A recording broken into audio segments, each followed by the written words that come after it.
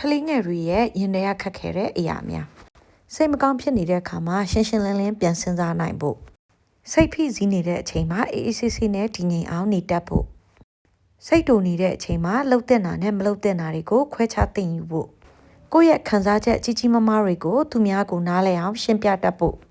ပင်မနာပိုက်စာတာတွေကိုဒေါသမထွက်ပဲကင်တွယ်ဖြေရှင်းတတ်ဖို့ပျော်ပျော်ရွှင်ရွှင်ကစားနေတဲ့အချိန်မှာအခြားအလုပ်တစ်ခုကိုအာရုံအမြန်ပြောင်းဖို့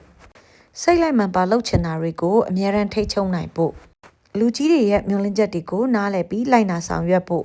ဘသူအကူအညီမှမပါပဲကိုယ်စိတ်ကိုပြန်ဖြည့်သိမ့်တတ်ဖို့ခံစားချက်တွေပြင်းထန်နေချိန်မှာဆင်ခြင်တုံတရားနဲ့နောက်ဆက်တွဲအကျိုးဆက်တွေကိုနားလည်ဖို့ကြောက်ရွံ့နေရင်နောက်စီမင်းစည်းကမ်းတွေကိုမမိနေဖို့နားဖို့အချိန်မရှိဘဲနဲ့အချိန်ကြာကြီးအာရုံစူးစိုက်နိုင်ဖို့ညွှန်ကြားချက်တွေအများကြီးကိုတစ်ချိန်တည်းလိုက်နာဆောင်ရွက်နိုင်ဖို့စိတ်မကောင်းနေတဲ့အချိန်ဒီမှာတော့မှန်ကန်တဲ့အပြုမှုကိုရွေးတက်ဖို့ Parenting Lab မှာကလေးတွေအတွက် Creative Mindfulness Class ဆိုပြီးဖွင့်ထားပါတယ်2026မှာတော့ Creative Mindfulness Class ကိုနံပါတ်1 Emotion Explorer Lab နံပါတ်2 Brainy Problem Solver Lab နဲ့နံပါတ်3 Friendship Builder Lab ဆိုပြီးဖွင့်လှစ်ထားပါတယ်သင်တန်းအသေးစိတ်အတွက် Viber နံပါတ်ကိုဆက်သွယ်နိုင်ပါတယ်